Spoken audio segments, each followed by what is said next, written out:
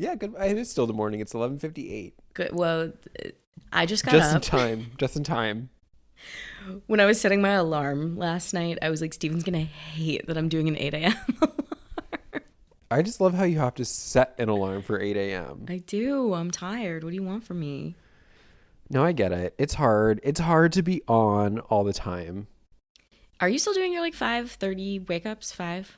No, I get up at 6, but this Oh, morning I got up at comfortable. 6. Then I did Peloton has these new classes. They're called yoga conditioning, which are really good. Like you do yoga poses, but you hold little itty bitty weights when you do it. Damn, yoga conditioning. It sounds oxymoronic, but It's fun. yeah. I mean, it's not like I don't think you would do it in a studio. Like it's not real, but it's Ah, good. Like you would like it probably. okay. Full disclosure, I paused my Peloton app because I was trying to save money. That's where you cut corners. $12. The Peloton membership. I know. I still like continue to buy food out, go to Yeah, yeah, yeah. movies, like do Yeah, of everything. course. Just McDonald's. no Peloton app. It's a problem, Stephen. McDonald's has become a part of my like everyday life now.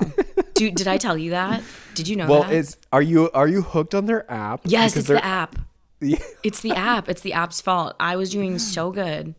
because they have truly, and people don't know this, they have truly incredible deals through the Incredible. I could like eat for free 30% off all of week. any order. Or Yeah. like free burger. All you have to do is spend $1 and you get a free Yes. item. The other day I made it a part of my dinner. I did the any size fry for $1, brought Yeah. it home, and then I made my own chicken and broccoli and ate fries. It was That's amazing. smart. No, no, no. That's smart. I think it is. I'm just being like really resourceful, and that app is just next level. The interface is wonderful.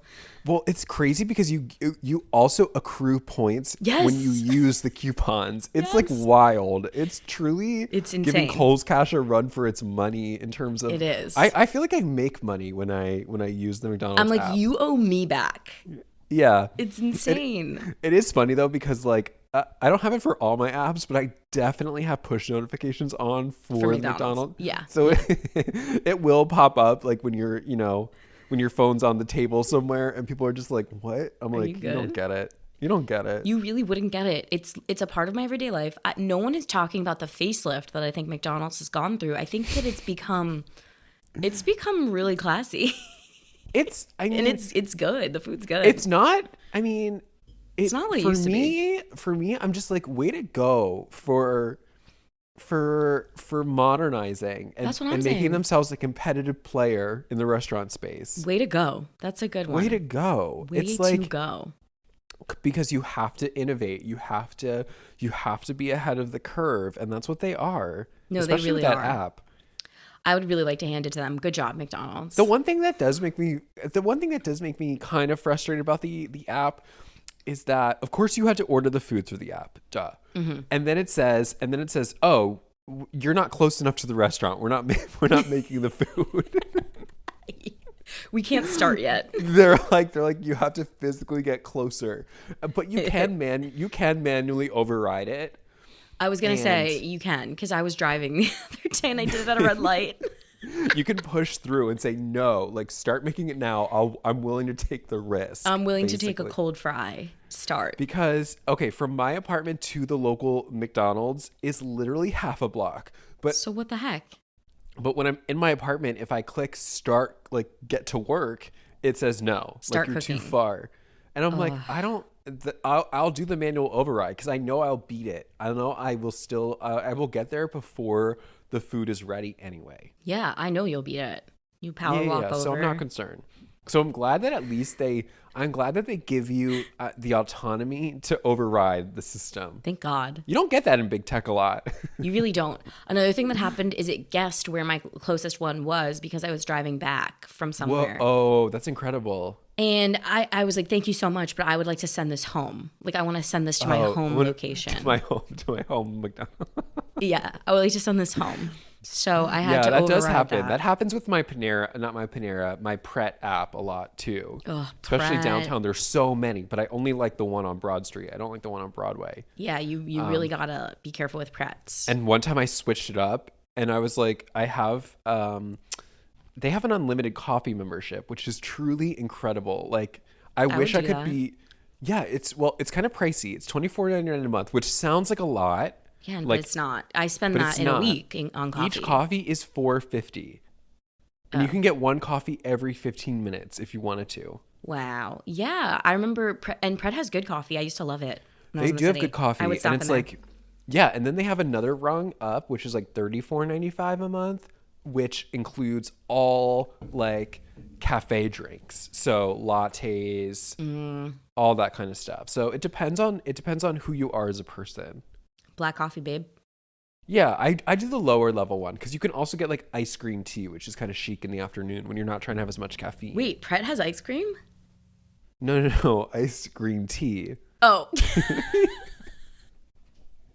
Unlimited ice cream. Like it's a cruise ship. I was like, Steven, I draw the line at vanilla twisty cone.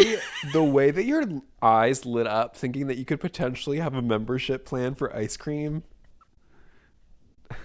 You know, my sisters used to I get scoop. it though. I get it. They used to scoop at Carvel. So like I used to get a Is lot Carvel hard or of free soft? ice cream. There's both. There's hard and soft. I like to call them scoopers because it makes it seem like they're really legit. To me, there is like I will never mature enough to not laugh when I hear the phrase "Fudgy the whale." Like to me, It's good. it is the funniest. And like I know that like spot you know that on. I'm a huge Howard Stern fan. I know that you aren't as much, but No, I like there's his like interviews. I love them. There's this so famous like early 90s like clip where he found out that his like co-host Fred for Mother's Day, he got his mom a Fudgy the Whale cake. It's like, what is that? And it was just like became like this whole like hour-long discussion. But yeah, I did know that your sisters worked at Carvel, just to bring it back. Every time I see one and you're on the road and you see it at like a rest stop, I'm like, that's a good rest stop. No, it is. It's elite. It really pisses me off there's no Carvels out here in LA. It's hard to find in the city too. Like there's no Carvel in the city. It's one of those things that like definitely growing up, you thought everybody knows what this is. And nobody knows what it is. It's very I didn't have it specific. growing up in Pennsylvania, but we were definitely swimming in Dairy Queen, which was Swimming incredible. in Dairy Queen. We had no Dairy My favorite, Queens. I famously my favorite restaurant, but it's Famously. right. You don't have it. You don't have a husband. You don't have a Dairy Queen. There's one by me here, but you have to go to the mall, and that's annoying. Like, I don't want to go into a mall. Yeah, that's like how I have to go to Barclays Center to go to Annie Ann's, which I'm like, ugh, and there's always a line. Auntie Anne's, name a badder bitch. You can't. Well, yeah, we do. The one Miss at the Smith. Staten Island Mall. Oh, our favorite, Aunt Butchie. Yeah. That was like one of the first times we ever hung out, like for reals. Taking the Staten Island ferry for fun. Yeah, I was trying so hard to infiltrate your friend group in college. Yeah, and which I was is interesting. trying to leave. you were on the way out. You were like closing the door. I was trying to leave so hard, and you were trying to like get in there. It was I was like, they real, seem cool, right? You're like, yeah, uh-huh. two passengers in the, yeah. I was like Brie Larson in Room, just trying to get out. And we were going to that college, Wagner. That college. And I had for that friends, concert. Is that where we were going? It was like their spring weekend, and they had like a good person playing. Yeah. I remember. It was like that So- guy who was like kind of relevant. He's irrelevant now because I don't remember his name. But I remember Yeah, just I being don't like, remember. oh my God, like, can I hitch the public Staten Island ferry with you guys? And you guys were like, okay, fine. They're like, yeah, it's a free country. It's a free country. Come if you want. People don't say that enough anymore. That used to be a real comeback. It's a free country was good. It's a free country. Because it's not anymore. It That's really when isn't. people are leaving. People are Freedom going to isn't Italy. free. People are going to Italy. And People are moving and going to starting- Italy. Okay, there we go. We found it. We found it. I was going to be like, what's my in? Ice cream, gelato, Italy. Too many hops. Welcome to Star Vehicle, folks. We're hopping on a plane today. No. Oh my God. Okay. We don't get a plane scene, which is interesting. That is interesting, but it does do exactly what we want it to do. It is very interesting. Get me to Tuscany. Just cut to. Yeah, so before we even started, you were like, "Oh, like I always forget how the movie starts." I burn it. And it's same Shreds. because what's incredible about the movie is that by minute 7, I literally clocked it. We are in Italy. Is it 7? That's good. It's like that's good. Or no. Minute 7, she's out of her house, and she's like, it's like we're rocketing to Italy. Okay, which I because love. I felt like shockingly this time through, I forgot that we do spend like 15 minutes up top, not in Italy. But I did not look at the runtime. I didn't look. No. You're probably right. It is closer to like 15, but like we're by minute 7, she's divorced a man we didn't see, which I love. Love that. Love that. Eat, Pray, Love wishes it were this movie. Yeah, I feel like Structurally. Okay, so Eat, Pray, Love obviously came after, and I'm like, wow, your takeaway from watching this, which is obviously your formative text, is that let's do more at the top. Add more. Imagine that's your takeaway, is that, oh, I wish we saw her husband. That wasn't their takeaway at all. They were like, let's follow the source material, but I love our notes more. Word for word. I love our notes more. We just do a better job. Yeah, it was, you know what's funny is that as I was watching it this time, they really do kind of blend together, those two films. I was like They're very James Franco. similar. I was really struggling up top. When they were like, okay, so at the beginning when Diane Lane finds out that her husband is like cheating. In an insane way, by the way. We need to talk about it. In an insane, like, petty white moment where this guy is mad at Diane Lane because she gave him a bad book review. He then drops news to her that her husband is cheating. How he knows that? Weird. Unclear. Is he gay? Weird. I thought that. There's a lot of gay he came up across top. a little gay. And then, I mean, I always forget this because he truly has a forgettable face and you see him for 10 seconds at the top. Yeah. But he does become her love interest at the end. But it's like, that's the guy at the end. No, it's not. Yes, it is. That's the point. The guy who... No, it's not. The guy who says your husband's cheating? Yeah, that's the guy at the end. No. No, Yeah. you're wrong. Yes, it is. No, it's not. What are my Google 100%. search terms? No. Yeah. No. It's not. You're wrong. I'm hanging my hat on it. We're not going to get it on air. We're going to have to correct this next week. Okay. Okay, I say it's not. We have not seen that man is. before. He's too young and cute. No. This man is like older and ugly. You think? I would know. Seriously. He's older and uglier. But okay, they're at a book reading, right? They're at a book reading. Or a signing.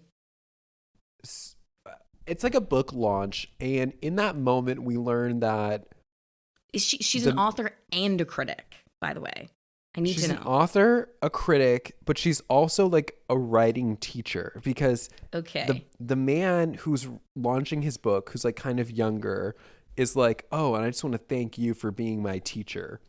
Yeah. Because people also call her professor at one point. It's really confusing this time through, and everyone's horny for her. They all want to make out with her. They're all in love with her. Okay, I'm sorry. I have to read the sentence. This is from the Wikipedia, which is true. The writer whose novel Frances had previously edited and critiqued harshly is traveling in Tuscany and heard about a residence there. Their attraction for each other points to a romantic future. She did review his novel. That's true because he arrives and it's a repeat. It's a mirror of the beginning. He goes, "Oh, you think it's a new person? It's a new person, same scenario." He goes, "You actually That's the magic of book. Italy. That's the magic of Italy." Because in the beginning, he goes, "You reviewed my book." She goes, "Did I like it?" He goes, "Unfortunately, no." And he's like, "And it's ironic that you didn't like it because your husband's cheating on you by." That's the beginning guy. The ending guy, she goes, "Did I like it?" So maybe they were different and the first one was gay. Yeah, they were different because they were completely different men. The one at the end was cute. He had curly hair. He was young. He was way younger looking. And I'm going to stand by it. But it was supposed to be a mirrored opportunity. So at the end, did you like it? She goes, he goes, "No, I didn't. You didn't like it, but it got me to my next novel." And it's positive. It's a positive interaction instead of your husband's cheating on you. Okay. And that's the end though. So let's hang up the phone. Bye, everybody. Under the Tuscan Sun's our favorite movie alive. Okay, we should also say that this literally is the best movie of all time. This is the best movie of all time. I stand by it. It's my favorite. It's literally my favorite movie. I've seen it, and it's so ironic because yesterday I was texting you about The Devil Wears Prada, and I was like, those are like literally my two favorite movies of all time. They are. We were deciding what to do, and I was like, you know what? I think I just want to like saddle up to a movie that I love. I don't want to hate something right now. Yeah. We famously love Under the Tuscan Sun. We've seen it together a bunch. I wish we watched it this time together. Yeah. The last time the last time I watched it was in the Hamptons. Was with you. It was like, it's truly like You forget, like, this movie has it all. It really has. Everything. It has romance. It has travel. It has horror. There's scary scenes. Food. Jump scares. We Fashion. fashion, white dress. It really did feel quite timeless. I mean, Trading Spaces. We love home decor shows. House Hunters International. Exactly right. And like, whether intentional or not, like, I really do think that they were making it, whoever the director is, I don't know, like, they should have made it, like, they definitely intended to make it timeless, because they kept money out of it. I love that they only spoke in fractions. They didn't give round numbers, which I loved. I was shook by this when she's pulling over off her tour to go buy the house. She never once asks, how much does this house cost? No, she just goes, here's how much I have. And she types it onto a calculator. We never see it. And guess what? That's actually incredible, because this movie, it is incredible. It's applicable at any time. Same thing when she's getting her divorce. The guy's like, oh, he's going to take, well, he does give a number for the alimony, but other than that, he's like, oh, he's going to get half of your house and he's going to get 1/3 of this. Yeah, so just fractions. Yes, you're right. You never are like, oh, that's such a 2003 number. No, we're like, it constantly is in the present, which is so rare. You were like blowing my mind, because I was going to say that this movie feels so timeless. It could have been made yesterday. Yeah, it could have. You're spot on with that. Any figure that they would have given, you're right. Oh my God, if they would have said your house is worth like $200K or whatever, it just would have been like, we're out of it. We're out of the moment. I'm out of it. It's pre-recession numbers, okay? Yeah, even when you watch House Hunters International, you go, this is an old episode, because this is too inexpensive. Yes. Or it's like, this sounds right. This sounds like an accurate number. Because there's nothing worse than watching House Hunters International. You know, they are going to a city and then you're like, oh, you know what? This could work for me. Let's actually see what I can get for my budget. And then they start tossing out numbers and you're like, oh, this isn't accurate. Yeah, this is from 2008. Can't do it. Yes. Yes, this movie is absolutely timeless. This movie is, the outfits, the fashion, they're her not white using... dress could work today. I'd like to see you in that for your Halloween costume this year. I was going to say, it's a beautiful silhouette. It's a beautiful silhouette. It looks so good on her. Diane Lane is this even how timeless. People should dress. Yeah, it's so classy. What is it? Modesty's always in fashion? Modesty is always in season. In season. It is. And I was like, it really is a good case for that, of like, you know what? Like, cover up a little bit. But also show some skin. Cover up. But you don't have to show everything. It's exactly it. That's so good. You should do motivational speaking for young women. Ladies, cover up. Just show some skin, but not everything. Well, what I like is that it's like pick one thing, right? Oh, Diane Lane, you have lovely shoulders. Let's today we're gonna see shoulders. Tomorrow maybe it's your décolletage, but we'll see that. We'll figure it out tomorrow. When she wakes up in his nightshirt, in his like button up, legs. Yeah, legs, knees. Show me your nice knees. Yeah, it's really refreshing. Because even the loose woman, what's her name? That she's pretending to be pretty buttoned up too. Fellini's Sylvia. They could have went full slut with her. They didn't. She's so classy. Yeah, she's classy, and you know, obviously by the end you're like, oh, like she's ill, but she's at least, you know, she's taking care of herself. Yeah, I mean, nobody lives the way she does and is totally healthy upstairs.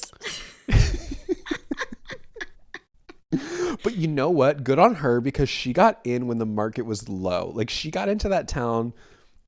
I bet she got a real bargain for her home. Oh my God, it's huge. It's massive. There's this YouTube channel that I love with this woman who's renovating a home in Tuscany. Obsessed. And yeah, she used to be on Ladies of London on Bravo. She's super annoying on that show, but she's actually quite charming on her YouTube channel. And it's your dollar doesn't go as far. I'll tell you that right now. Mm-hmm. She had probably a similar budget, and you know, she's not getting as much as Frances got. Oh my God, yeah. I part of me really does wish we had a figure. I want to know what Brahmasole costs, but yeah, and even with repairs. But it's just because I really like HGTV. That's it. I'm just curious. Yeah. We like information. I love information. I love full information because I like to make informed decisions. Which leads me to this question. Does she walk around with a calculator on her person? I think yes. She does, which is so funny to me because when she goes to the house, like, why would she even have a calculator to begin with? No, I know. On her gay. Okay, so wait. I didn't even realize there's so much gay up front. Her friends at dinner are like, we're scared that you're never going to get out of this rut, this divorce rut that you're in. Yeah. I never watched Grey's Anatomy, but it's kind of weird that these two are in Grey's Anatomy. I was going to say. How'd that happen? I mean, if we're going to ram our agenda into this episode, big stars at the time, right? Sandra, oh yeah. She's huge. Like, yeah. She's giant. She's so big. She's very thin. Yeah. But I was like, wow, like this is like that episode of Beverly Hills Housewives where then it just transitioned into Vanderpump Rules, and then it was like, oh my God, we're watching a new show. It was like it was really priming our brains, because I thought, ooh, I'd like to see these two work at a hospital. No, because she's talking about having a baby. Like, she reveals she's pregnant, and I'm just like, oh, you're a very doctor. Science. I go, you know what's up. Like, that was also crossing in my mind at the time. Yeah. And I'm just like, she can deliver her own baby. Because I do remember she goes to Tuscany to deliver the baby. She does go to Tuscany to deliver the baby, and they're kind of like, oh, you've got it. And I was like, she does have it. She's a doctor. She's a doctor, right? Who's the other one? Kate Walsh? Kate Walsh, on Grey's Anatomy. They're so cute. They were really cute. I forgot that they were gay, and then I saw the suspenders on Sandra Oh, and I went, gay. Got it. Got it. But they reveal that she's going to have a baby, and Diane Lane stands up. She's like, I'm going to be an auntie.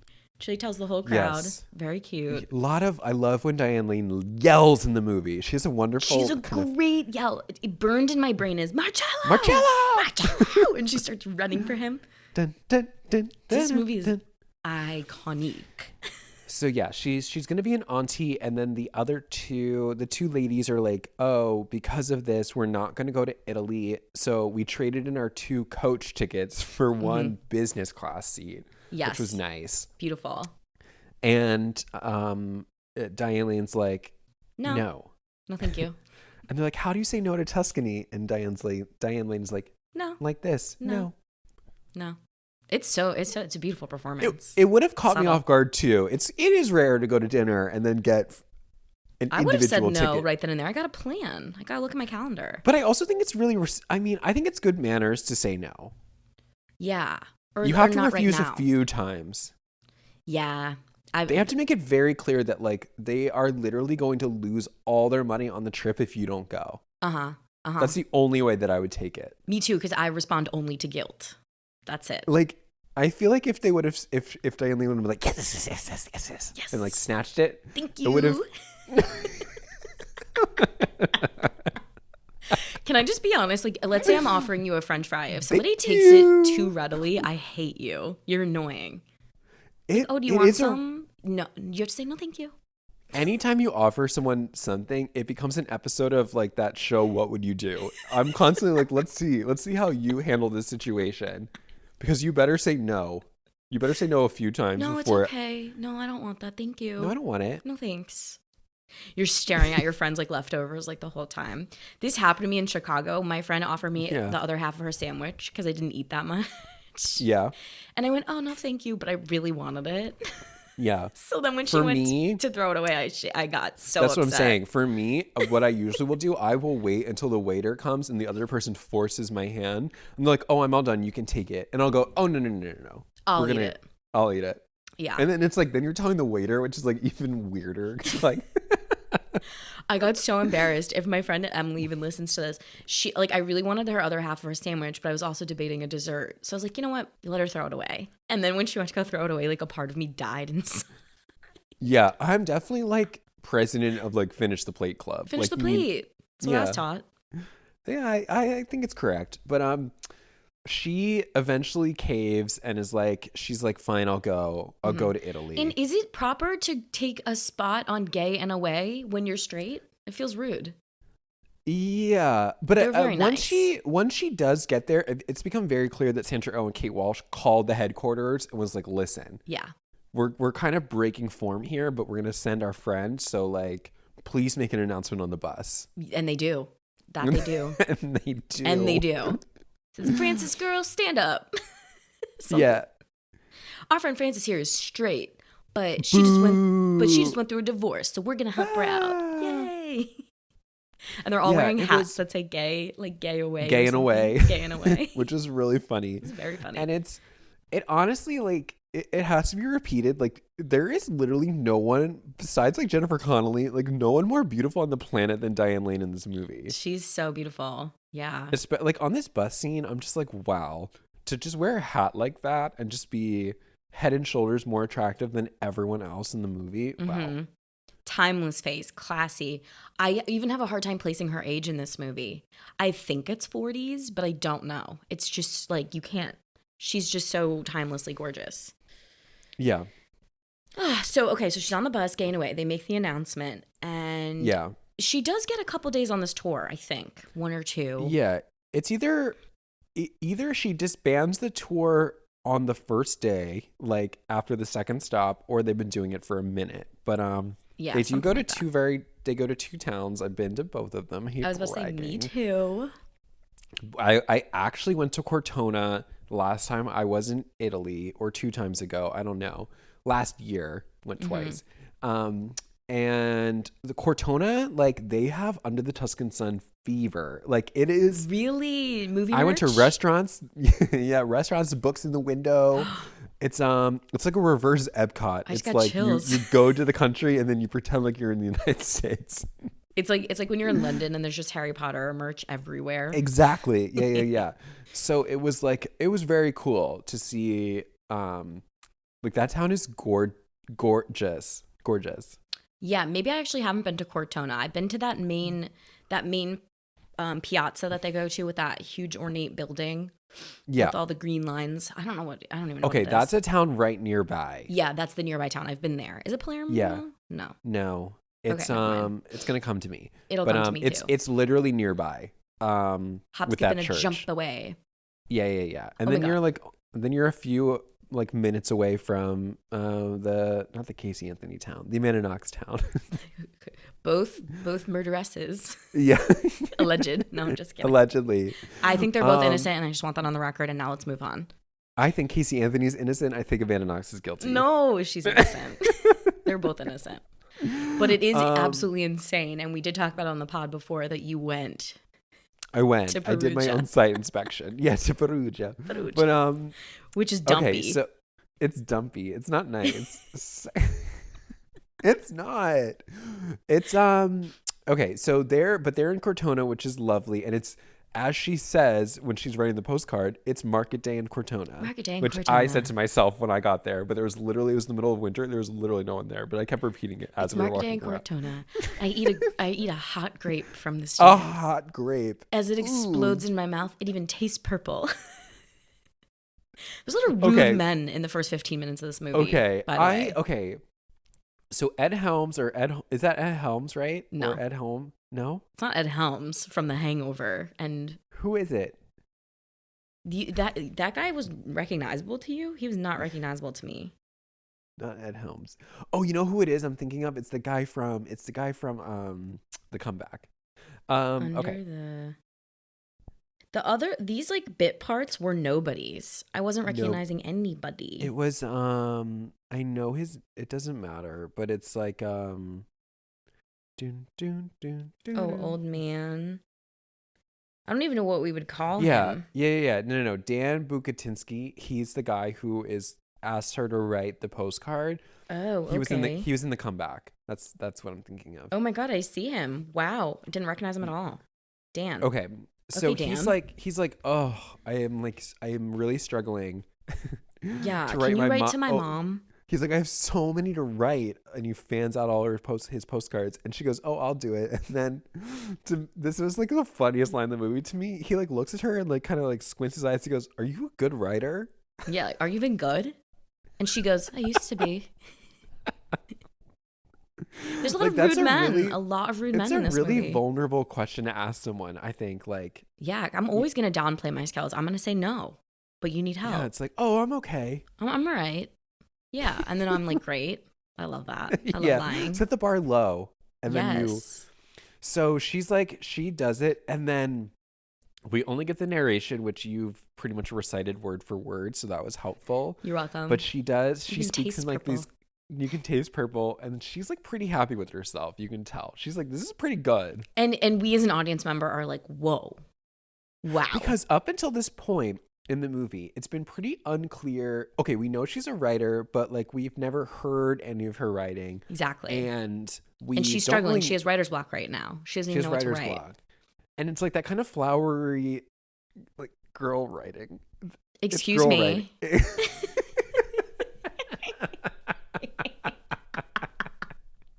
Guys at home who didn't watch Stephen deliver that line, he delivered girl writing with like a question mark. Okay, how else would you describe it? It's girl writing, straight up. It's like girl in her diary writing. Imagine you were like, that's really offensive. I'm hanging up right now. I'm really offended, Stephen. I can't believe you said that. She passes it back, and he is so mad. So mad. Like literally, he like if he could have gotten away with it, he would have punched her in the face.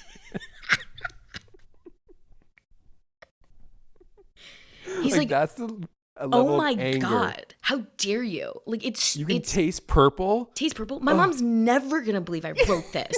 Yeah, that's my favorite line. Here, you can have it. And he like throws the postcard at her, and she that was takes the line it. that killed me. Yeah, she takes it too well.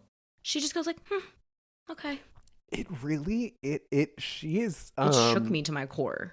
Because that's not how I would rolls respond. Right off of her. Like she plays it off as if he was like, "Girl, that postcard was trash." Yeah. Like it wasn't a joke. Like I'm saying, like it felt like he could have hit her at any moment. That's just it. Like tonally, I feel like it needed to feel like not that serious, and it felt really serious.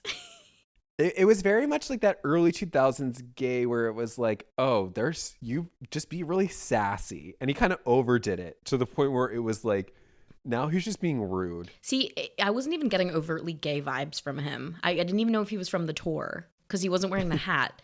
So I'm just and you have to wear the hat. I'm like, is this sassy gay guy, or is this like, is truly a disgruntled man who could have killed her?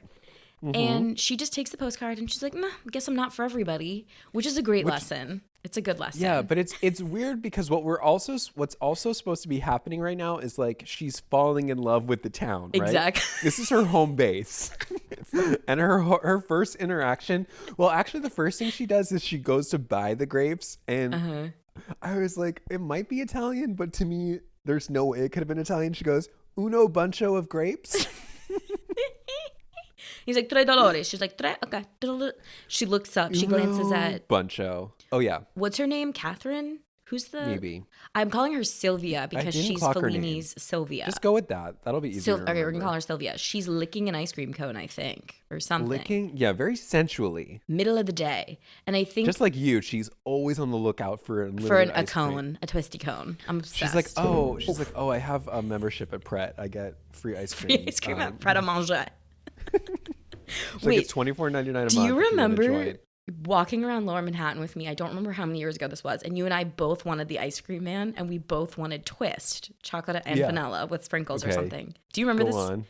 I feel like it'll come back to me. It's so stupid. So we go to the guy, and I think he just served us vanilla, and he just goes, "We don't have twist," and we both were like, "What the fuck? Like, why didn't you tell us?" Like he dispensed it and just served it to us. He just like served us what we us. Didn't ask for. And you and I were both like, I guess we're not gonna like look for another ice cream man downtown. I do. That is coming back to me, and I just remember. I remember it was like that point where like you're looking at the ice cream machine because you can see it in the truck, and it has the 3 levers, and I'm like, excuse me. Does he know that the middle one mixes them? Like, is that the misunderstanding, or is he out? Because if he's out, that's different than saying I don't have it, because no one has twist. Like you don't buy twist. You have to make it. Gotta create it. It's such like a like core on the 8th memory. day God created twist ice cream. So it was like he did, yes. Yeah. It's such a core memory for me because we were so hot and we didn't want food. We just wanted that. Like that was gonna be our meal. And you go and they didn't have it, and he just like served us something like subpar. Something we didn't order. Yeah, that's tough because it's God. Like the return policy on those ice cream trucks is You Hard. Can't do it. This is so fun. Okay, I love this movie. So after she's verbally berated, almost physically assaulted, she gets back on the bus and she's still kind of like, oh, but before she leaves, she walks by the local like real estate agent's office and she sees these kind of hand-drawn ads for homes. Yes. Which is like really chic. And that's when she meets the lady and she's like, Brahmasole. Uh-huh. She's like, you're going to buy a property in Tuscany? And Diane Lane's like, no, that'd be a bad decision. And Sylvia like says something like, aren't they all bad? Aren't they great? Or something. It's just like, Italy is a place for indulgence. It's a place to make bad choices. It's a place to be a little bit reckless. It's Vegas. Wow. We can hang up. Yeah, it's the Vegas of Europe. It's Italy, the Vegas of Europe. Yeah, I want that on a shirt. Shirt. She basically was like, whatever happens in Italy stays in Italy, babe. Like, yeah, she's like, that was wink, the vibe. wink, lick some of my ice cream, like waddle off. Again, I don't think there's a price on Brahmasole. No price. There's no price. No price. You have to go and ask. It's very exclusive. No, that's right, because that becomes a core part of the negotiation that comes up. Yes, it does. So she gets on the bus and they leave their Cortona little field trip. Mm-hmm.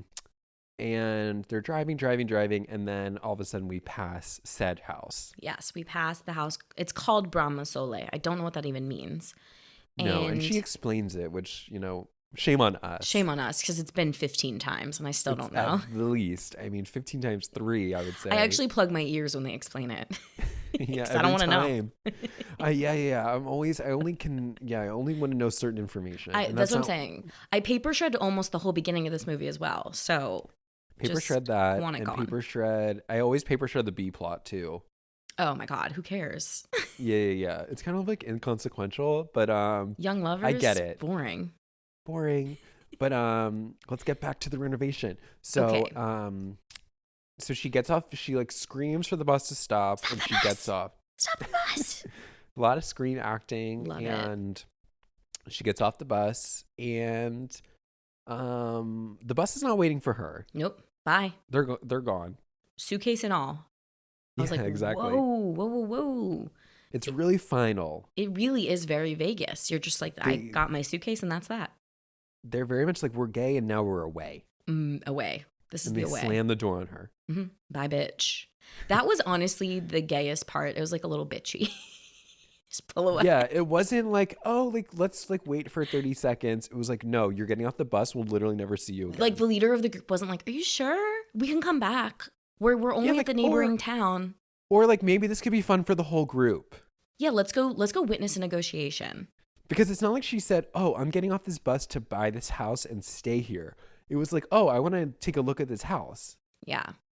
I mean, anyway, loving just the movie wouldn't work. The movie wouldn't work. That's exactly it. I'm loving how this movie consistently is just like, and now we're doing this. And now we're in Italy. And now we're moving here. Quick. Moving on. It's beautiful. It's like, move on with your life and don't look back. Don't look back. It's great. Yeah, exactly. And she walks in and conveniently it's like an open house, but also like best and final offer day. And mid-negotiation. Yeah. Were they Italian, the people that were buying it? They had an accent, a foreign accent. I couldn't grasp if they were, because they are mid-negotiation. And then once Frances opens the door and like takes out her calculator. Be afraid. The price is doubled. The Contessa is like, I'm going to double the price now. Yeah, the Contessa is like, they've accepted my offer too soon. The couple that are actively buying the house, we need to ask for more. And that real estate agent is just wonderful. He's just asking for more right away. He's not like trying to convince her otherwise.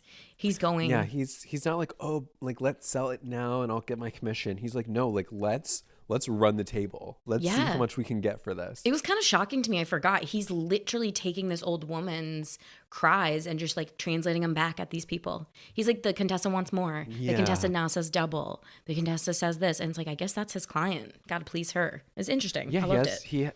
He has a loyalty to her. And once they double the price, that is it for the other couple. And they look at Diane Lane and they're like, you are like trying to gentrify this town and you're ruining it. Like, we Yeah. could have gotten a deal. Yeah, they and you basically ruined take it it. as like Diane Lane came and it was almost like they were two active bidders and it put them in a bidding war. And the funny thing is that doesn't happen at all. Diane Lane's kind of just like perusing the house, touching the walls, very Yeah. much like not in it. And she literally asks one question, which is like, she literally just says, I can't pay double. Like, she doesn't even ask actively how much. So Yeah. these people hate her so much. And that made me think that they're not Italian. They're like, you stupid American, you're coming in here. She's but again, she's kind of like, sorry, we apologize for that. Like, she did. She took it as like a little jokey. She really lets things like roll off her back again. Yeah. Of like insults, but they do they storm out. Like, the other couple storms out. They don't even give a counter offer. Mm-hmm. And then the Contessa is like left only with Diane Lane. So now she has to get an offer out of her. Yeah. And this that is we're where never she going to hear. famously just types the number into her calculator and shows it to her. Yeah. She's like, oh, this is what I got for my house. Minus repairs, repairmen. Minus buckets. Wine for when I'm crying. Like, she's just like adding it all up. Shows her the calculator. Part of me really wants to see the number, but we don't get the number. Yeah, and that's good. Like, that feeling that you have is good. I do think so. I do think it lets the movie just It's painful. be It's evergreen. painful, but you need it. Yeah. I can just We're make gonna it be up. watching this movie 40 years from now. We're gonna be like, oh, Wow. that number. The inflation on this movie is gonna be insane. Like, my kids are gonna be watching it like, that's an $8 million house. Exactly. So it will always work. It will always work. And then finally, Contessa's like, no, I need a sign from the gods. Which Diane Lane can translate. It's a cognate. So she's like, oh, a sign. Direct cognate. Yes. Another word later on is not a cognate. And then conveniently 10 seconds later, bird poops on her head. And that's the sign. That's the sign. Brahmasole is now Diane Lane's. Yeah. And it's like the movie then takes us to the real estate agent's office where Diane Lane just gets the keys and she doesn't have to pay any money yet or sign any documents. The lady's like, we'll do it later. It's so Italy. It's so Italy. Yeah. And I'm like, later. You know what? Sometimes it's like stereotypes are true sometimes. Right? Like, that's kind of the takeaway. I can say it. I'm Italian. It's so true. Yeah, stereotypes are so true. I have to admit, make a good point. Like, what are you gonna do? Steal it? Yeah, she goes, it's a house. Like, not like, yeah, what are you gonna do to steal it? So I actually bought that, and I was gonna make this joke, and then I was wondering if it was in poor taste. It's like the only way to get anything done in Italy, contracting wise, is to hire the Polish. It was strange. Because if you hire Italians, that shit is not happening. Yeah, it's like very strange to me that like they interview these Italian people to help her do the work, and then these one set of like Polish contractors who don't say anything. She's like, these guys. Them. I think the movie is constantly building a case for intuition. It's just a feeling. She just gets like a really lovely feeling from these gentlemen. Yeah. And she says there's a lot of work to do. Oh my God. She says it in her VO too. She's just like, it's not lost on me the fact that I'm speaking Polish in Italy. Like, LOL, baby. Yeah, it is funny. It's cute. And this is the part that like you never get to see on House International, because usually what happens is they go, we're going to go with house number 3. And then the screen, then you hear that ding dong and then sound. And then we go back to their house and it's like 6 months later and all the renovations are done. Yeah, I don't like it. I want to see the nitty gritty. That's why I love Trading Spaces, because you can see them tearing down a wall. Tearing down a wall and then being like, let's use a glue stick to put it back up because we only have 10 minutes. Have you heard of Elmer's? It's good. Yeah, it's really good. You just use a lot. Use the whole bottle. Instead of getting straw from like the craft store, they like go down to a local farm and just pull it from the fields. Yeah, use dirty straw. Free. Yeah, I mean, I really had hoped that Hildy Santo Tomas would be the person that she hired as her contractor to redo Somebody her Italian recut this movie. With Hildy. The Hildy cut. Under the Tuscan Sun, the Hildy cut. Yeah.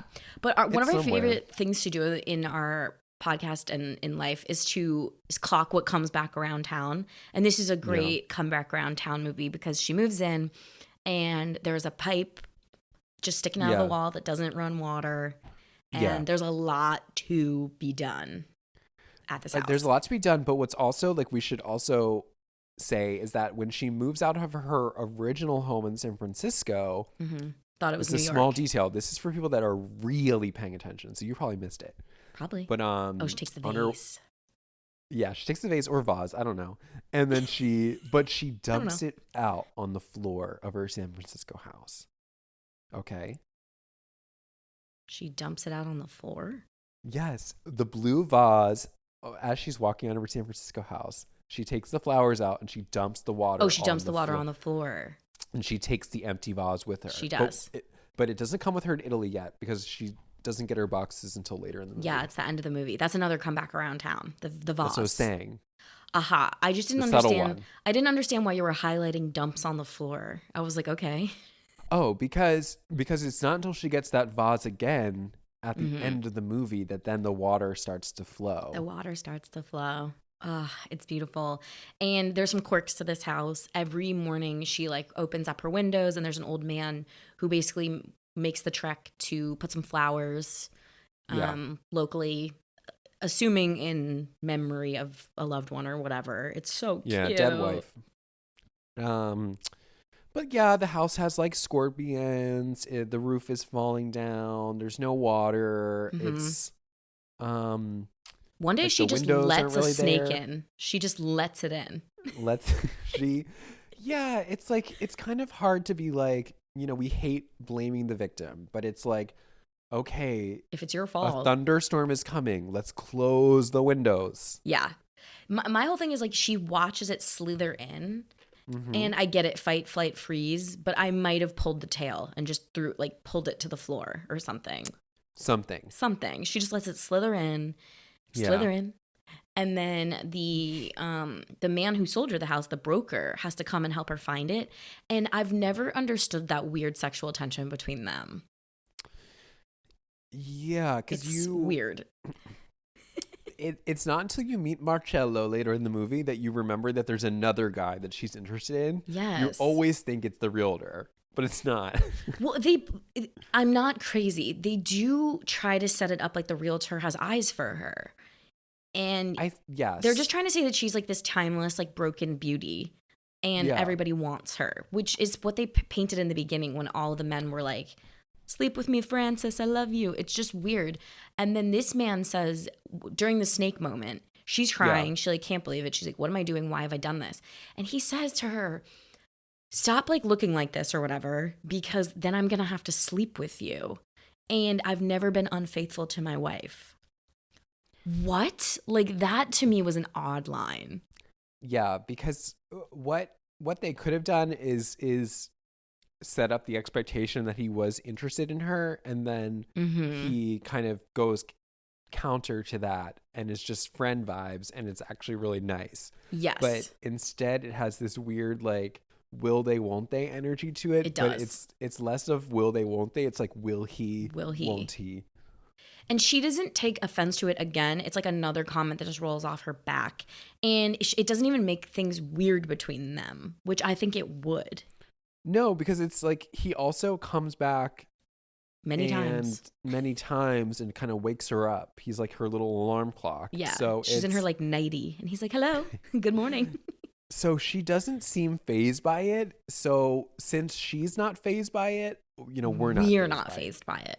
I bet you the book is different. I bet you in the book they had a thing. And I bet in the movie. No, okay. What's weird about the book is that she moved there with her husband. Like they never got divorced. Stop it. Yeah. Shut the fuck up right now. Yeah, it's not a part of her story. That's not a part of her story. Oh, I wish I didn't know that. Okay, well. I want to go back to 10 seconds ago when I didn't know that. Yeah, go back. Okay, so the snake and things are really getting tough for her. Yeah. And the reno.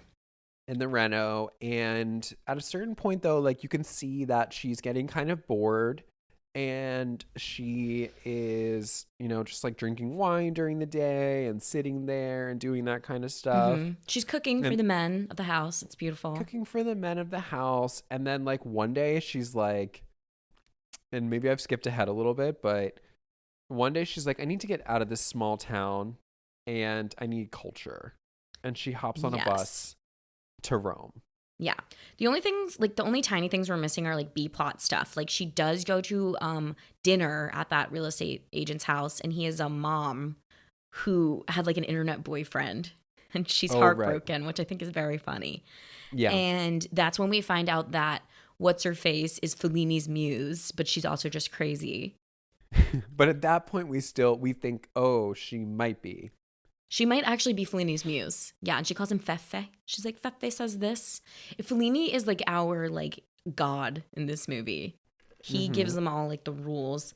And then at that dinner, the cute guy next to her says something about celibate.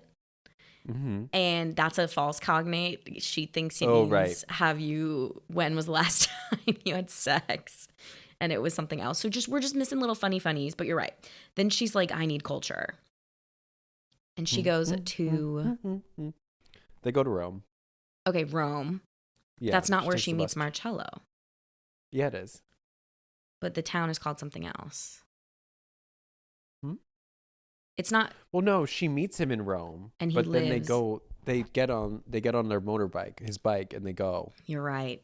She meets him wandering the streets of Rome. He is like, because another stereotype, these Italian men, they're just lady crazy. They're flirty. They're flirty, and she's wearing a dress, and these men just can't handle it. They can't handle it, and they are catcalling her and chasing her through the streets. And luckily, Marcello is able to help her. Yeah, and again, the movie does a good job with this. I'm not that afraid of those catcalling men. They don't feel dangerous. They feel like they're paying homage. They're like, oh, they're like beautiful. The friendlier people in West Side Story, kind of like snapping along. It's very like much like the Greek chorus. Yeah. They're like, oh, you're beautiful, girl. Fun. It's fun in games. It's fun in games, but she is running for her life. Yeah. It's both. But it's both. It's kind of like in Shotgun Wedding where it's like there's guns, but it's hilarious. I felt like she was in more direct physical violence from the man with the postcard than these men. I agree with you. I felt way more scared there. And then so she needs to use Marcello. She runs up to him, kisses him, and is like, oh my God, I've been looking for you. And he's like, babe, I don't know you. And he's her savior. He saves her. He saves her. Yes. On a white horse. Yes, and he does. So begins their kind of hot, steamy affair together. It is hot. He takes her. You're right, like you were saying. He takes her to another town. Yes. On his bike, and then eventually they make it back to her house at some point, and they're doing it all over the place, all over Italy. Yeah, I had a question how many times they actually saw each other, because I think the movie implies it was just that one time, and then after that they couldn't get back together again. Like they couldn't make it work. No, I think you're right in the sense that when she gets back to her house after that little trip, like that was like a one-timer type deal. Are you saying he ends up at her house and they do it there? They don't. No, they don't. What I'm thinking of is the scene where she like gets back to her house and she's like climbing on her bed and she's like, I still got it. Yeah, and she's screaming and she's like, thank you to Mary on the bed. Yeah. It's so cute. Yeah, no, you're right though that it's literally one time at his house and then she leaves. It's like a little beautiful magic love affair. She goes back to her house and you do hear them making plans. She's like, this weekend, sure, great. But monkey wrench in the plan. This weekend rolls by. She's got her overnight bag this time, her hoe bag, all packed and ready. That's what it is. It's a hoe bag. It's a big one too. It's not a little one. No, she's going. She's got outfits. There's outfits. There's Listerine. Like there's stuff in that bag. Her retainer. Yes, night guard. And then... But who shows up? And it's beautiful because we just get Diane Lane's face before we know who's there. And you're like, is it Marcello? Is it Marcello? It's not. It's her BFF Patty. Yeah, it's Sandra Oh, and she's like, listen, I'm here to give birth. Kate Walsh was like, I don't want to be a mom anymore. Yeah. It's a beautiful acting moment to go earnest for 5 seconds on the podcast. She's like laying in bed and then she just starts crying. And she's like, she said she didn't want to be a mom anymore. It's really, really nicely done. Yeah. And even this doesn't really phase Diane Lane. She's like, oh, because even Sandra Oh's like, oh, were you going somewhere? She's like, no. Nowhere important. Like, Nowhere important. We're like, yes. And then she's like, oh, but you're gonna have to give birth in Italy. Like, and she's like, oh, I wonder how the hospitals are. And Diane Lane's like, we're an hour from Florence. You're gonna give birth in Armani. In Armani, like, yes. She really has a really positive attitude. I really love it. This movie, it was at that point I was like, there needs to be a discussion about like how much babysitting is Diane Lane going to be expected to do? Like 100%. It sounds like I'm like, this are is they a lot to take on? Are they co-parenting? It's like I really wanted a boundary conversation at this point. Like I wanted Sandra Oh to be like, look, don't worry, it's still my kid. I'm not gonna like use you for or just like I'm not gonna live here for the rest of my life. But it's like the movie sort of ends. The movie ends with her like, oh, I'm living here for free. Literally, yes. Which I guess is fine, but it's like they never had the talk to be like when you're leaving, so it's really hard to ask her to leave after she's just given birth. Oh no! At that point, like she has squatters' rights. Squatters' rights. So you know the law. Yeah, it's the law. But Sandra Oh's in town and she's gonna stay, and she's kind of like helping her around the house. Not really. They find out that there's, hot water in the toilet. Funny. This is more time for fun and games. We start to really get to know the Polish workers. One of them's very a quiet type, but we find out he's a literature professor. So Diane Lane's like trying to slip him a book. It's cute. Yeah. The main guy who's like 17, Pavel, he falls in love with the local neighbor girl. Yeah. They're collecting olives. Diane Lane tries to eat a raw one. Don't do that. So funny.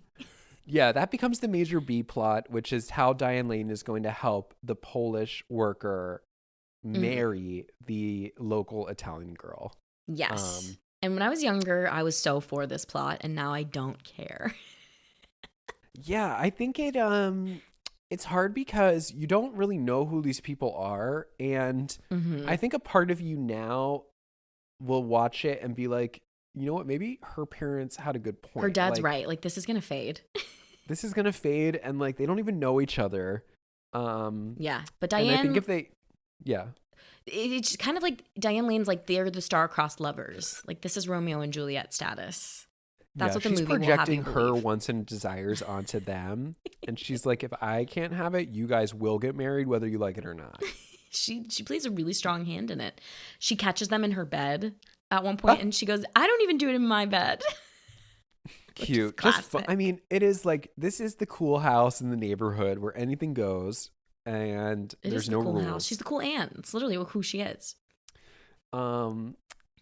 Things spice up to when they have that little kind of Renaissance day in the local town where they're all throwing the flags in the air. Oh, he will be the flag thrower. Yes.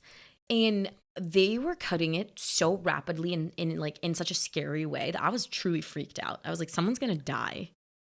Well, it was fast. Yeah. And then when he does toss it and he gets distracted and the flag comes down and literally impales him on the head, I'm like, he's dead. He is dead. Knocked dead, or at least unconscious. But no. For sure. But no. It's not that kind of movie. There's no threat. He's just so distracted by his Italian girlfriend that, he's like, willing to take his I love you. I'm like, you idiot. Keep your eye on the flag. Doesn't. Yeah, keep your eye on the flag. Like, this is a historical ceremony. No, I know. You need to treat it with respect. And honestly, I blame the girl. It's her fault for saying something. Her fault for distracting him. Yeah. And I got scared. I was like, oh my God. But then they run. Yeah, redo it. Get up. It's like The Amazing Race where she gets hit in the head with the watermelon. I would be like, get up and redo that. Because that was disrespectful. You have to keep going. That line after the watermelon to the Imagine the Italian girlfriend walked down and was like, you have to keep going. I want Abby Lee Miller to walk out. Yeah. Oh, Abby Lee Miller would have had a field day with his performance. You do not stop. You keep on beat and you keep going. Do not miss a beat. Yeah. It was funny and fun, but it's cute, or we're supposed to think it's cute. And he's fine. He's not hurt. Yeah. And they are just like slowly but surely falling more in love, but under like behind closed doors. They got to keep it away from dad because dad's traditional. Yeah, exactly. Yeah. And then there's there's more Sylvia stuff. Fellini's muse, like she is just like constantly housing new lovers. And at one point Diane Lane like goes to her apartment and she's being painted in the nude. Yeah, full Titanic. And Diane's like, I'm gonna go. And this woman's like, you're boring. You're so boring. You're so boring. You're so boring. You didn't get the unlimited ice cream plan from Pret like I told you to do. And live a little. Live a little, girlfriend. So those are kind of all the B plots. But what's interesting about the B plots in this movie is that they don't necessarily inform the A plot as much. They're really just kind of B plots, especially when we find out that the Sylvia girl is just kind of, she's unwell. She's just off her meds. And then it's like, oh, okay, like thanks for that. Yeah. But then eventually one day, Diane Lane is like up in the olive fields and she's like looking through her binoculars and she sees that Marcelo is down talking to Sandra Oh, and she's like, I thought it was the best day. Now it is the best day ever. I thought it was really lucky of her to catch that through the binoculars. Like, wow. So lucky. He was there for like 30 seconds. 30 seconds. He's at the house and he's talking to Patty, and Patty lets him go. Which I thought was great. Lets him go. And Diane again, Lane Sandra yells at her for it. Yeah, she kind of lets her have it. This is the first time we see her like mad with someone. She's like, you could have just kept him around. She goes, you're a tough dyke. Tie him down. It was a lot. It's crazy. It was crazy then that she follows him down the road screaming. You would have thought he would have heard her, but he didn't. No, I know. And she actually does get in the street as he's pulling off. Like, he definitely saw her in his rear view. He could have seen her. Yeah. So. But she's fallen down cliffside screaming, Marcello, Marcello, and he is gone. He is Speed Racer, pedal to the metal. And she's pissed, and she goes back to her, and she's like, listen, next time that happens, just go pretend you're in labor. That'll keep him around. And she goes, I wouldn't have to pretend. Cut to hospital. Baby. Yeah. No gross pregnancy scenes like on Sister Wives. Thank God. We're just the baby, and we just see her go 10 fingers and 10 toes. Oh yeah, 10 fingers, 10 toes. I feel like this movie was making it's really strong in this regard. It's making a case for friendships at this season in her life are more important than love, and it was very eat, pray, love up until Act 3. It was like, it is more important to honor and foster friendship right now than it is to find love. Yeah, and I think that's why at the very end of the movie, when she does really light up with a relationship with a man, you're like, oh, like I thought the point was that she didn't need that. Well, the point is she's fulfilled now in all the friendships. Oh, and so now she can have love. She can have love because she's done the other stuff. Because then, so like literally the Marcello thing is quickly forgotten because her friend's in labor. Baby, boom, so cute. She's an aunt, and now it's her and her gay best friend raising a baby in Tuscany. Yeah, but also at the same time, once she has the baby, you get the one scene where like Diane Lane is a part of their life, and then we get another scene where it becomes very clear that like, no, this is Sandra Oh's baby. It's not your baby, and like she's moving on with her life, even though she's living here rent free. Like you're not the mom. Yeah. And you're not a part of it. Yeah. And conveniently at the same time, that is when her books arrive. Her 3 boxes of books arrive with the vase. Yes. Blue vase. She's like, interesting. And one Polaroid of her, I guess, and her ex-husband. Is that had to have been? That's like the implication. And this Polaroid like definitely took me out of the moment when it starts moving. Like that was really strange to me. Oh yeah, was there like an effect on it? Yeah. Yeah, it was like her memories of like her in the moment, like, you know. But I think this speaks to like what you were just saying, which is that like, oh, like once everyone else is settled, now she's like, I need to My like, turn. work on me. Yeah. She gets a white dress because Marcello had a dream about her in a white dress. Yeah, a beautiful white dress. It's timeless. It's classic. The silhouette will be evergreen. It's perfect. And she hits the road. Yeah, like the swelling score combined with the amazing. swelling wave of her in that beautiful sea town is really important. Yeah. I just have to say that. Important. It's so important. And this was a really interesting moment for me, is that she with all the confidence in the world, she uses her Italian to like get the police officer to drive her up to Marcello's house. That was insane. Can you just give me a lift? Yes. But in Italian. In Italian. Like this to me is like what I wish I could have had at my disposal to show my high school like Spanish teacher when I knew it in my bones then. I just didn't have the words to describe it, of like, I actually don't want to learn grammar. I just want to be conversational. And like, this is what they should be teaching us. Like this kind of stuff, not the difference between ser and a star. Like just give me the conversational foreign language, bare not bones. the grammar. Yeah. Because I want to be able to get off of a boat and tell the police officer, hey, I need a ride. And I'm going to sit side saddle. She does sit side saddle and kind of leads him on a little bit. Because he's like, do you need any more? She's a flirt. She's flirting with him. She is like feeling this sexy energy. Like she's ready. She's coming to her own. That's what the movie's telling us. And he's like, do you need any more help? And she goes, nope, my boyfriend's got it. Babe. Yeah, she's girl bossing hard. And she gets to the Marcello's house, which, you know, now knowing in this scene that he has a girlfriend or a wife, unclear. I'm like, that's kind of risky of him to have given out his address like that. But she took a real risk by not calling ahead also. Yeah, I think that would have been polite. But she's like, you know what? He came to surprise me. Turnabout's fair play. Yeah. So yeah, she goes and surprises him, and he's like, and he walks down and like, stay there, I'm coming down, which is never a good sign. Don't make any noise. Don't make any noise. Shh. Cover your face. Shut up. Put this bag over your face.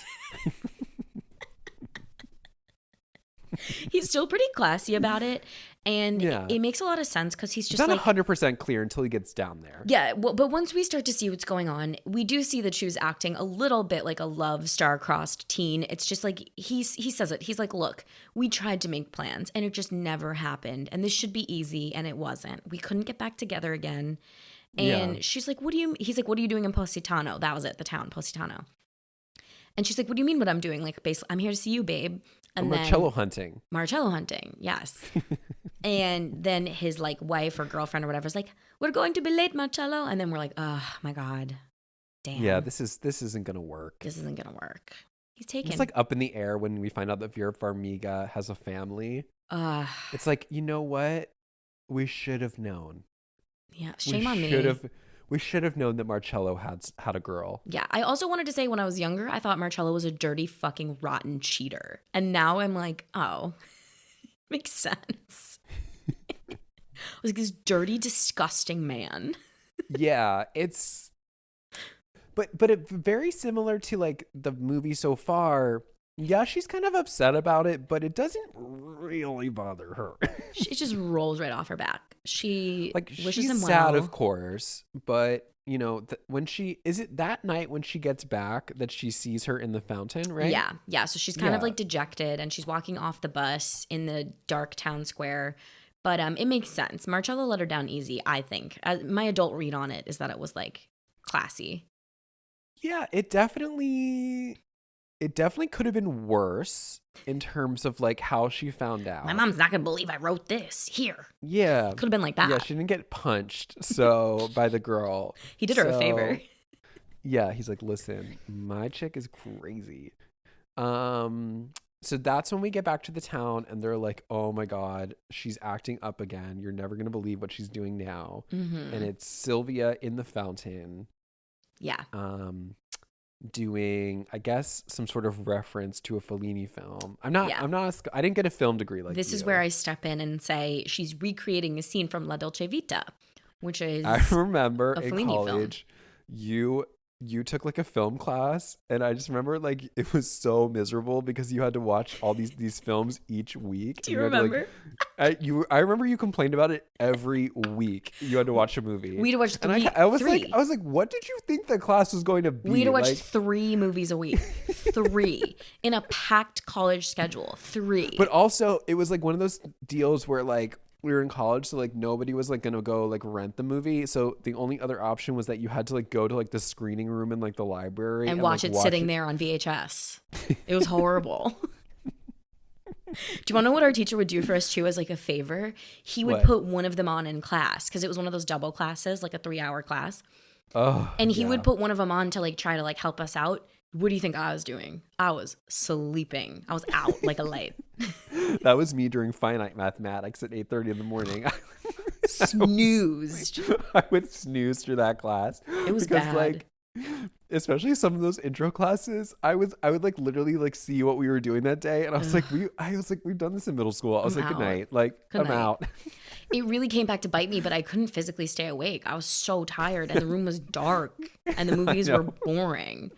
And I remember just like our friends being like, Chanel, like, babe, like you gotta fake it at least. Like, try. Yeah, you gotta keep your head up. But I was like, what? What is this stupid ass movie? I mean, I guess your knowledge of the movie would be enhanced by an understanding of the film, but it's really not, because all that we learn in this scene is that this woman does not have a connection to Fellini, and that she's actually just crazy.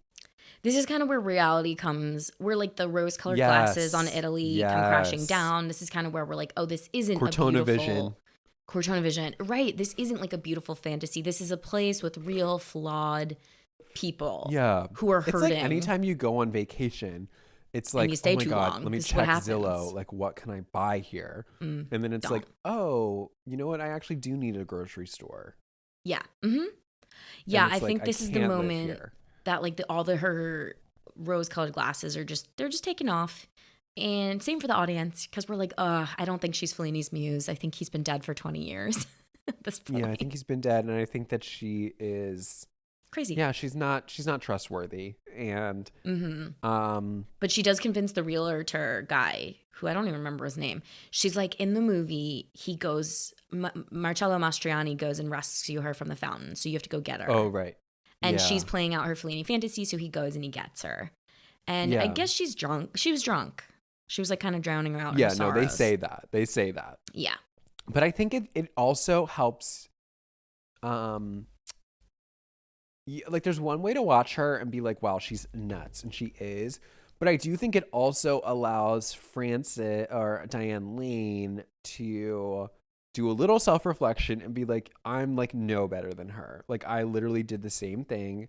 I'm here in a drunken state of mind, and like I need to get with it, because I like this scene. I love this. It takes her down to size too, because we thought Sylvia was like the freewheeling, like, you know, hippie child who's living life to the fullest. At least she's happy, I think, is what they're trying to tell us. Well, they're saying at least she's happy, but this is the moment in time where we see she's not happy. She is lonely because she's drinking.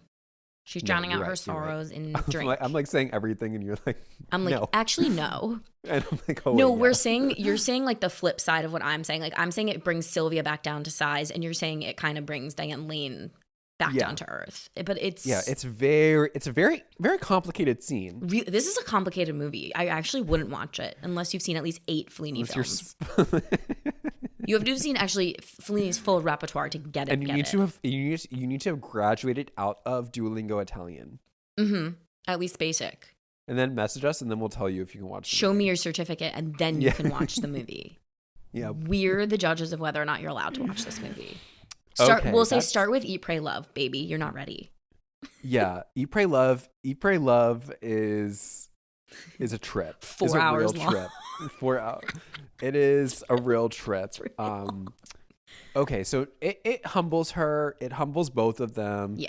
And this is, you know, we're kind of heading towards the end, because after this is when, you know, Frances, or I keep calling her Frances, that's her real name, but Diane Lane has some perspective now, and this is when she decides she's really going to help the Polish worker and the local The young Italian girl get lovers. married, and she advocates for him, and because the Italian family's concern is that, and this is important about Italian culture, Chanel, family is important, and he doesn't have any family. I've heard that. And Yeah. I've heard that before. you've heard it? So Diane Lane goes, I'm his family. I know, it's really sweet. She's basically making the case to Chiara's dad. Like, look, this is the real deal. And he's like, this is going to fade. And he's like, he has nothing. He has no one. And Diane Lane goes, he has me. And it's beautiful. And then it's really cut to, there's a wedding at the place. Literally the next scene is the wedding. We have literally wedding. 4 minutes left. And we also forgot to mention that when she gets rejected by Marcelo, she does come home and smash the vase, the blue symbolic vase. She crashes it to the floor. Very good. Yeah. Thank you. You're welcome. So wedding at the place, and it's beautiful. It's gorgeous. It looks finally like Diane Lane's fulfilled. She's got like the house full. And people, the house is pretty much in working order, it seems like, too. Yeah. They've finished their renovations, which is insane. Yeah. It only took like 12 months. Yeah, hard to tell how long they were working, but they definitely got work done. They did. And everyone is here basically from the town. Yeah, and it's cute. She's wearing kind of this very smart orangey dress, which is really hard color to wear, but she looks really good. She pulls it off. The material didn't look great. The material looked just like scratchy. It didn't look fun. I wish it was kind of that linen-y material that her white dress was in. She needed to be wearing linen this whole time in this movie, and this was like a satin or something. Yeah, it was too shiny. It was a little shiny. That's the one dated element of this movie, I think, that outfit. The orange. Yeah, but I mean, the cut of it was very traditional. It was the cut was fabric. But Diane Lane is kind of strolling through the party. And again, it's kind of like this scene of, you know, everyone else is happy, but she's like, something's missing. Something's missing. Yeah.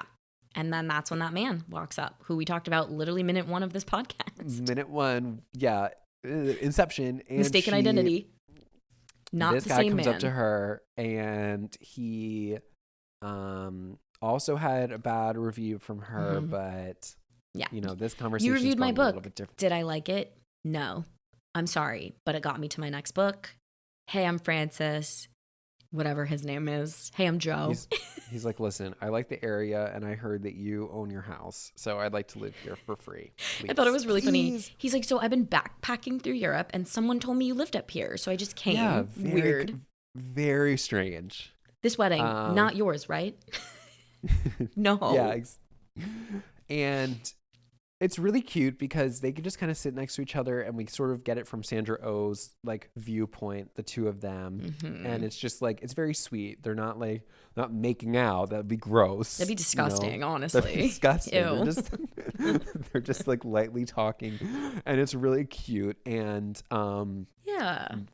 And then we get kind of the final voiceover where everything's being wrapped up.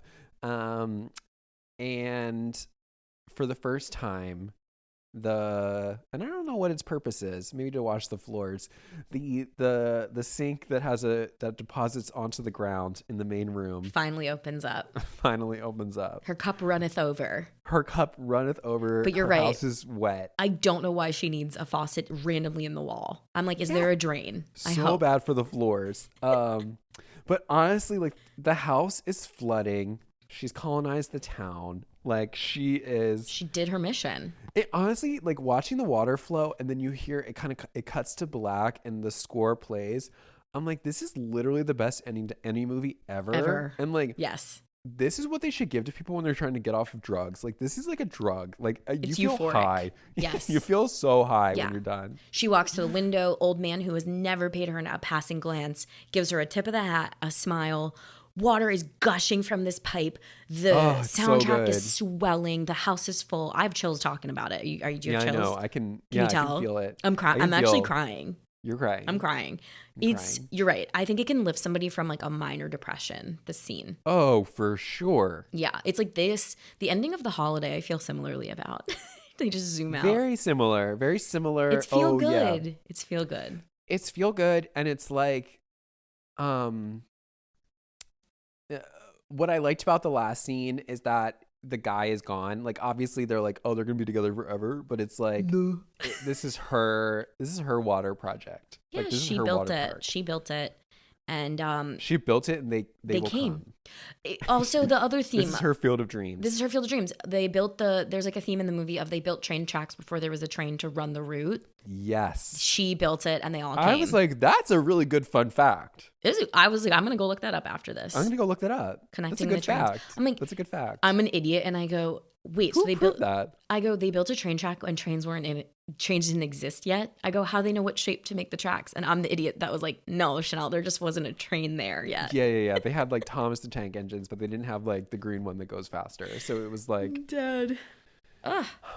So this is a perfect movie. If you want home reno, if you want drama, if you want a little bit, do you want to feel a little bit scared? If you want to feel like a lot of love, like watch this movie. I mean, this setup of that sentence is insane to me because you're talking to people who have never seen the movie. And that's insane. That's insane to me. Shame on you. I think the people who are downloading this episode love this movie and they've seen it a million times. So. Yeah. I would hope. I mean, because that's embarrassing. That's so embarrassing. Yeah. If you've never seen Under the Tuscan Sun. Oh my God, that's so embarrassing. Fun little game, because I know we have to wrap up. What year was this made, do you think? Don't look it up if you don't know. Because I don't know. And then that's just on the timelessness. I don't know. Should I look it up? Is it 03? I was going to say 03 or 04, but I don't know. I could be wrong. I just want to say, like, that's the best thing ever that I can't tell. But it also could be 2019. I've it could heard have been filmed during the pandemic. Like, I don't know. Yeah. I don't know. They have a COVID compliance officer on set. Yeah, I think I saw that in the credits. Yeah. So I don't know. COVID-19. This movie's beautiful. It's beautiful. Go watch it if you haven't already. That's embarrassing if you haven't. Hopefully you liked our take on it. And yeah. Yeah. I mean, I really would love to see Diane Lane do another film where she's just like a front and center. Same. We need more like from we don't her. have enough. We don't have enough of those. I've only been meaning to see Must Love Dogs for like 20 years because of her. Yeah, I've never seen it. Yeah, I want to catch that one. And you want to know there one that she's like kind of like a romantic movie with like Richard Gere? Oh yeah, is that Must Love Dogs? No, I'm thinking of the one where they are at a beach house. Let me see. Knights of Rodanthe. Oh, Knights of Rodanthe. Yeah, we should see that one too. I would love to watch that movie. Also, so fucked up. The IMDb rating for Under the Tuscan Sun is only a 6.5, and the Metacritics have it at 52. That's insane to me. This is so messed up. But there's some really positive, favorable reviews. Oh my goodness, this is such a good movie. You want to know what I want? And I'm going to leave you on this note. I want a musical. I want Under the Tuscan Sun the musical. Under the Tuscan Sun musical sounds amazing. I would totally watch the shit out of that.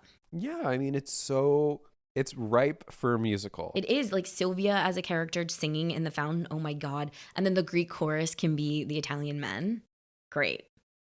Yeah, there's a lot to play with there. And I think like post Under the Tuscan Sun, it was like that era where everybody was getting like those Tuscany kitchens.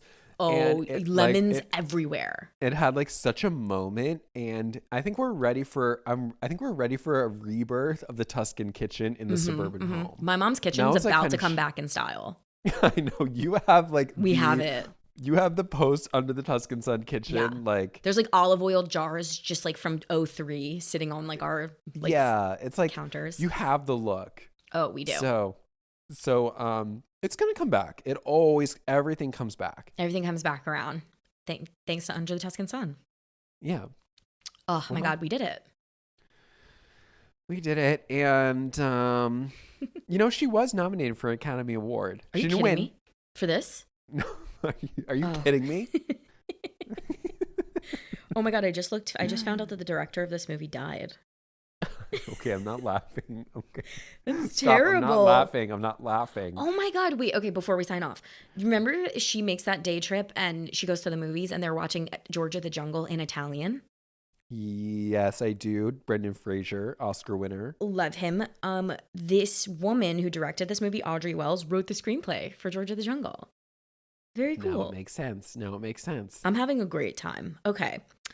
Under the Tuscan Sun, go catch it.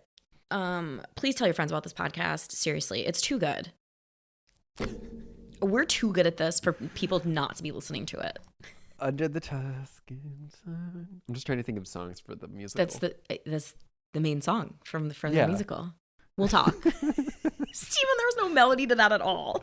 I don't know how to sing. I don't know how to sing Under the Tuscan Sun.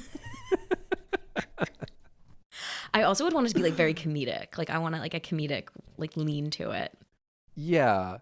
Like in the musical, she's definitely getting punched and it's going to be funny. Hilarious. Yes. And you want to know what else I want? I want there to be a joke about how dry her life is because the faucet doesn't run. And I want that theme to run throughout the musical. And I want it to be like a double entendre. Like my life is, I'm just dry. And then at the end, she's wet. Okay. Goodbye. I didn't say anything bad. Okay. Goodbye, everyone.